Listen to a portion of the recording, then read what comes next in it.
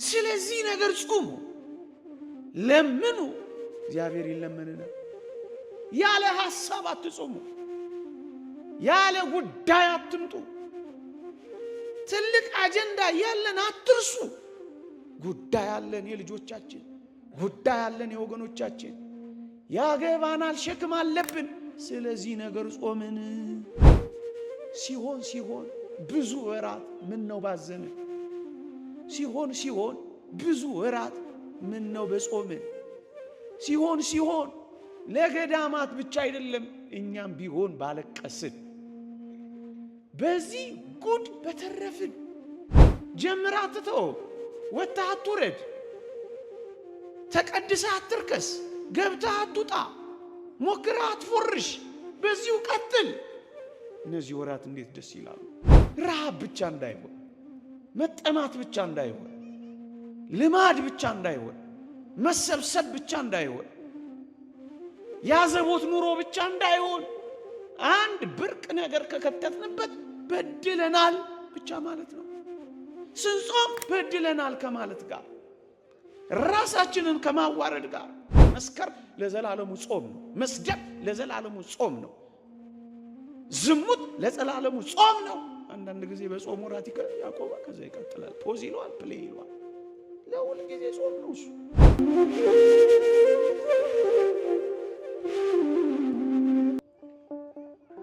ይሄ ጊዜ የምር ካስተዋልነው ብዙ ሐዘን ወድቆብናል፣ ብርቱ መዋረድ ደርሶብናል። እንደ ዓለም በመኖርና ባለመኖር መካከል ወድቀናል። ስጋቶቻችን ከፊት ተደቅነዋል። እንደ ኢትዮጵያውያን ደግሞ ብርቱ ውርደት ገጥሞናል። ብዙ ወገኖቻችን ተፈናቅለዋል። በልቶ መዋል ዓለም ሊሆን ቀርቧል። አስደንጋጭ ነገሮች ይሰማሉ። መጠላላት በዝቷል። ብቻ ከክብር እንደተዋረድን ያሳያል። ሐዘን በዝቶብናል። የውሸት ወደ መኖር መተናል። ታዲያስ እንደ ነህምያ ማድረግ አይገባንም? ይሄን የጾም ወራት ነህምያ ምን አደረገ? በወገኖቹ ውርደት አዘነ፣ በኢየሩሳሌም መቃጠል ተከዘ። በቤተ ክርስቲያን መጎሳቆል የምትተግዙ፣ በሀገር ጉስቁልናና ሰላም ማጣት፣ ደስታ መራቅ የምትጨነቁ፣ ምን ይሆን ብላችሁ የምታስቡ ግድ የላችሁ። እንደ ነህምያ አንድ ነገር እናድርግ። ቅዱስ አባታችን ተቀምጬ አለቀሱ፣ አያሌ ቀንም አዝን ነበር፣ በሰማይም አምላክ ፊት እጾምና እጸልይ ነበር ይላል።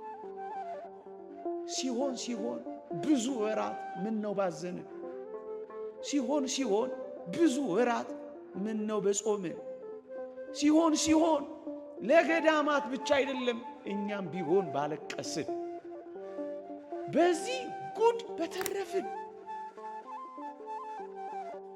አያሌ ቀንም ጨምረን ምን ነው ባዘንን። ምን እናድርግ?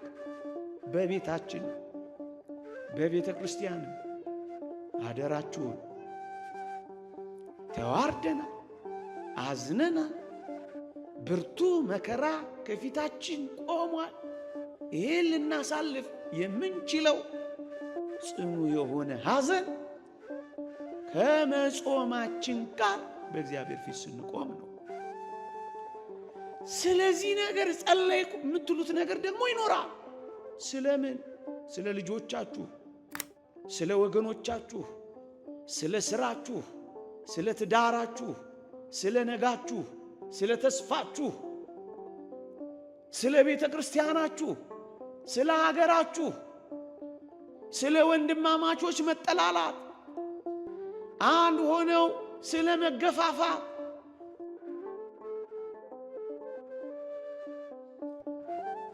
ስለ ወንድሞች መተላለቅ፣ እርስ በእርስ ሕዝብ በሕዝብ ላይ ስለ መነሳሳት ምንና ስለዚህ ነገር እንጹማ። እንደ ልማድ እንደሆነ ነገር አይደለም። አደራችሁን ስለዚህ ነገር ጾምን በሉ።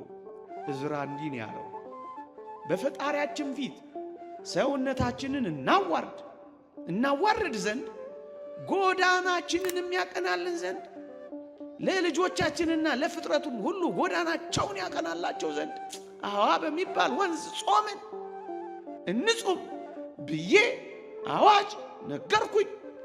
ስለዚህም ነገር ጾምን፣ ወደ እግዚአብሔር ለመንን፣ እርሱም ተለመነን። ስለዚህ ነገር በሉና እስኪ ጀምሩ። ስለዚህ ነገር ጾሙ፣ ለምኑ፣ እግዚአብሔር ይለመንናል። ያለ ሐሳብ አትጾሙ፣ ያለ ጉዳይ አትምጡ። ትልቅ አጀንዳ ያለን አትርሱ። ጉዳይ አለን፣ የልጆቻችን ጉዳይ አለን፣ የወገኖቻችን ያገባናል፣ ሸክም አለብን። ስለዚህ ነገር ጾምን። ቢያንስ እንደ ግል ደግሞ የንስሐ መመለሻችን እናድርገው።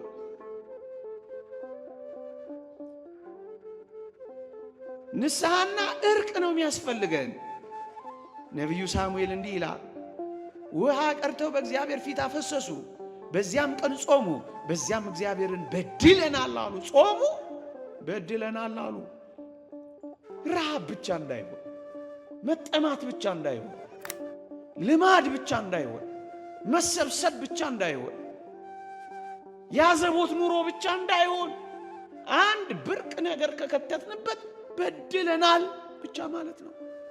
ስንጾም በድለናል ከማለት ጋር ራሳችንን ከማዋረድ ጋር ብርቱ ያጋንንት ውጊያና ፈተና አለብን። ምን እናድርግ? ማር ይስሐቅ እንዲህ ይላል፣ አንተ ስትጾም ሲያይህ ይላል ዲያብሎስ ኢየሱስ ክርስቶስን ነው የሚያየው።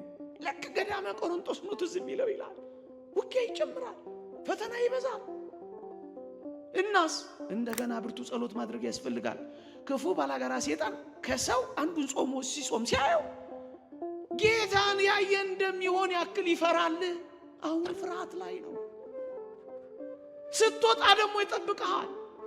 ጀምረህ አትተው፣ ወጥተህ አትውረድ፣ ተቀድሰህ አትርከስ፣ ገብተህ አትውጣ፣ ሞክረህ አትፎርሽ፣ በዚሁ ቀጥል። እነዚህ ወራት እንዴት ደስ ይላሉ! አበሳይታው ሲመጣ ይደፍቃል። እንደሱ አታድርግ። ሊቀ ካህናት ከሚሆን በጌታ ከተሰጠን በጾም ኃይሉ ያጋንንት ኃይሉ ትደክማለች። ከዚህ ከጾም የሚጸና ምን ጋሻ አለ? ከአጋንንት ጋር ለመዋጋት ልቡና ጽናትን የሚሰጠው እንደ ጾም ያለ ምን አለ? ይኸውም ክብር ይግባውና ክርስቶስን ለማገልገል መራብ ነው ይላል። ክርስቶስን ለማገልገል በመራብ ዲያብሎስን እናስደንግጥ፣ ኃይል እናገኝ፣ ብርታት እናገኝ። የገዳመ ቆሮንቶስ በረከት በእኛም ላይ እንዲሆን፣ የሐዋርያት የጾም በረከት በእኛም ላይ እንዲሆን። ከጾምና ከጸሎት በቀር አይወጡም እንዳለ ከጾምና ከጸሎት በቀር ያለንን እንዴት ድል እንነሳው? ከጾም ውጭ ምን ድል መሻለ? በማንኛውም ጊዜ ባይታወጅም የጾም ኃይል አጋንንትን ያደክማል ወገኖቼ። የጾም ኃይል ጥቂት ነገሮችን ልናገርና ላቅ። እዩ፣ አንዳንዶች ብዙ መመገብ እንጂ የሚያደክመው ሰውነትን ሕዋሳትን የሚያቀጭጨው መጾም አያቀጭጭም። አደራችሁ እዩ። ብዙ የሚበላ ሰው አይደለ ፋርማሲ የሚመላለሰው፣ ምግብ ቀንስ የሚባለው፣ አይነት አታብዛ የሚባለው። ብዙ ሰው መጾም የሚያደክም ይመስለዋል። አይደለም፣ ብዙ መመገብ ነው የሚያደክመው ወገኖቼ። ከዳን እስከ ቤርሳቤ የገዛው ዳዊት እኮ ጾም እየጾመ እኮ ነበር ወገኖቼ። አዎ፣ ጥበብና ማስተዋል የተገለጸለት ነቢዩ ዳንኤል 3 ደቂቅ እየጾሙና እየጸለዩ እኮ ነው። አዎ፣ ባጭር ያልተቀጩት ረዝም ዕድሜ የኖሩት እኮ እየጾሙ እኮ ነው፣ ቅጠል እየበሉ። እንደውም ያኛው ነው ልብ ላይ መጥቶ የሚዘጋ፣ ጉበት የሚያሳብጥ፣ አንጀት የሚልጥ፣ ጸባይ የሚቀያየር፣ በሽታ የሚደራርብ።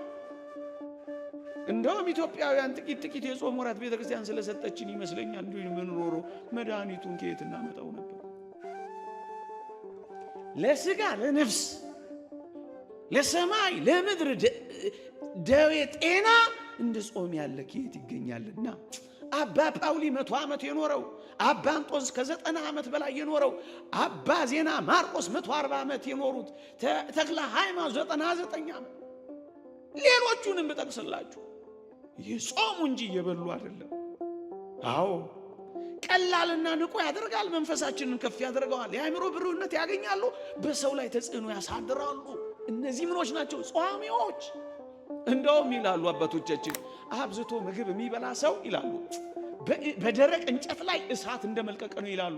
የሚበላ ሰው በደረቅ እንጨት ላይ እሳት እንደመልቀቅ ነው። ፍትወታት፣ እኩያት ይሰለጡንበታል። ዝሙት፣ ሐሳብ፣ ህልመ ሌሊት ይኖረዋል። በልበል ይለዋል። የሚጾምስ በልከኛና በተመጥኖ። ለዚህ እኮ ነው ቅዱስ ስደክም ያን ጊዜ ኃይለኛ ሆናለሁ አለ። ሲደክሙ እንደውም ኃይለኛ ይሆናሉ፣ ሲጾሙ ይበረታሉ። ስደክም ያን ጊዜ ኃይለኛ ሆናለሁ። ወገኖቼ ግን በአቅም ነው መጸለይ። በአቅም መጸለይ። ጀማሪ ሳለን ካላከፈልን ባዮች መሆን የለብን። በጥሬ ጾማለሁ ማለትም የለብንም ወገኖቼ። ያለ አቅሙ ከፍ አድርጎ የጀመረ ሰው ኋላ እንዳይተው፣ በአቅሙ ቀስ በቀስ ብሎ ያልጀመረ ሰው ጾም እንዳይመረው፣ ነገ ደግሞ አልገባበትም ብሎ እንዳንገሸግሸው ቀስ በቀስ ያ እዚህ ጀርባ አባይ ተባረክ የሚባሉ ነበሩ። ታውቋቸው? ከ3 ሰዓት እኮ ነው የጀመሩት። ከዛ ወደ 6 ሰዓት፣ ከዛ ወደ 9 ሰዓት፣ ከዛ ወደ 12 ሰዓት፣ ከዛ ቴኒ ታይምቲ በማንኛውም ጊዜ ማክፈል። እንደዚህ ነው ቀስ እያሉ ያኮበኮቡ ሞድ በአንድ ጊዜ እንዴት ይሆናል? ከአቡነ ዘበሰማያት መጀመር ነው ከቀላሉ።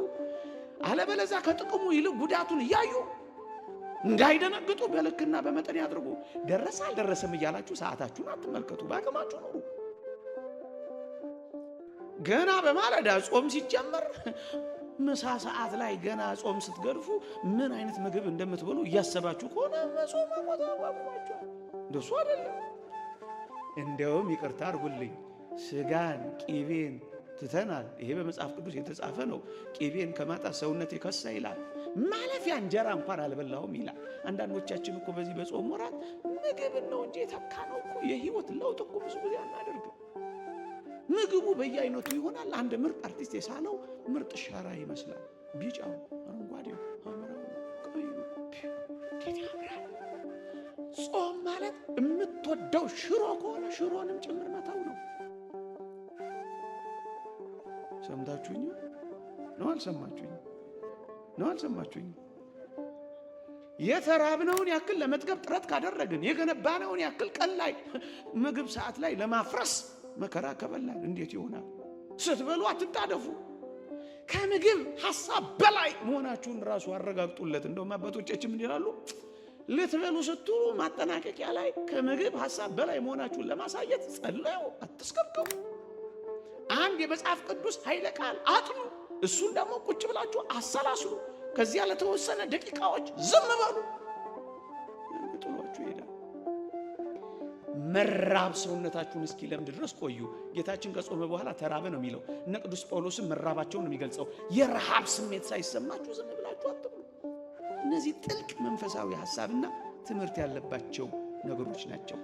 እንደው በሙሉ መጾም እንኳን ባትችሉ 2 ቀን መጾም ባይቻል እስከ ሰርክ ጾም፣ እስከ ሰርክ መጾም ባትችል መጥነ ተመገብ፣ እንዳትጠግብ ተጠበቅ ይላሉ አባቶቻችን። አትጠግቡ። የምግብ መመሪያ ያስመስሉት፣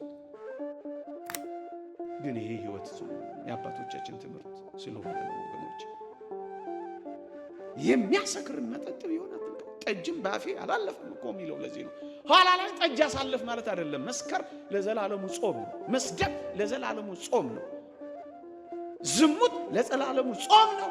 አንዳንድ ጊዜ በጾም ወራት ያቆባ ከዛ ይቀጥላል። ፖዝ ይለዋል፣ ፕሌይ ይለዋል። ለሁል ጊዜ ጾም ነው እሱ። ማኩረፍ ለሁል ጊዜ ጾም ነው። መጣላት ለሁል ጊዜ ጾም ነው። መስከር ለሁል ጊዜ ጾም ነው። ምስኪኖች እንዳልሆን አንዳንዴ በረሃብ ስጋችንን በክፉ ስራው ደግሞ ነፍሳችንን እንዳንጎዳ ከክፉ ስራም ከምግብም መቆጠብ ነው ያለብን። ይሄ ነው እውነተኛ ጾም የሚባለው ወገኖች። እውነተኛ ጾም ይባላል። እውነተኛ ጾም ይባላል። አንዳንዴ ቀለል እናደርጋለን። በቃ ቀለል አድርገን መጠጣትስ ምናምን ምንም የለው። ያን አባት ታሪክ አልሰማችሁ? አንዲት ሴት ድል አደርገዋለሁ ይሄን አባት ብላ ከመንደር ትሄዳለች። ዘማ ሴት ናት አሉ። ትሄድና ይዛው ትመጣና ምን ብላ ነው ያታለለችው? ልጅ አስቸጋሪ ጸባይ አመጣ፣ እባክህ ቤቴናና ምከርልኝ አለችው። እሷ ከዘማውያን ጋር ተወዳድራ ተፎካክራ ነው እኔ አስተዋለሁ ብላ ይዛው እንደመጣች በሩን ዘጋች። ሕፃን ልጇ አለ እኮ ምከርልኝ አለችው። እሷ ግን ምን አደረገች? ወይን አስቀመጠችለት፣ ሕፃን ልጅና ሰይፍ አስቀመጠች። እሷን እርቃኗን ቆመችና ወይ ሕፃኑን ልጅ ግደል በሰይፍ፣ ወይ ከኔ ጋር ዝሙት ስራ፣ ወይ ደግሞ ይሄንን ወይን ጠጣ አለችው። ሲያስበው መግደል ግዙፍ ነው፣ ሲያስበው ዝሙት እጅግ አደገኛ ነው። ወይኗን በጠጣ ይሻላል አለ። መጨረሻ ላይ ከሷ ጋር በዝሙት ወደመ። ከዛስ ይሄ ሕፃን አይቶኛል አለና ገደለው። ትንንሾቹ ትልልቆች ይወልዳሉ። እየሰማችሁ ነው። ብቻ ላሳጥረው 30 ደቂቃ ብዬ 15 ደቂቃ ባት ጨምሬበት ቁጭ አልኩ። ይቅር ይበለኝ በእውነት። ታዲያቺ ክንፍ የሌላት ጾም ያልከው ነገር ማን ነው? ክንፍ የሌላት ወፍ ያልከው አለ እንዴ በምድር ላይ?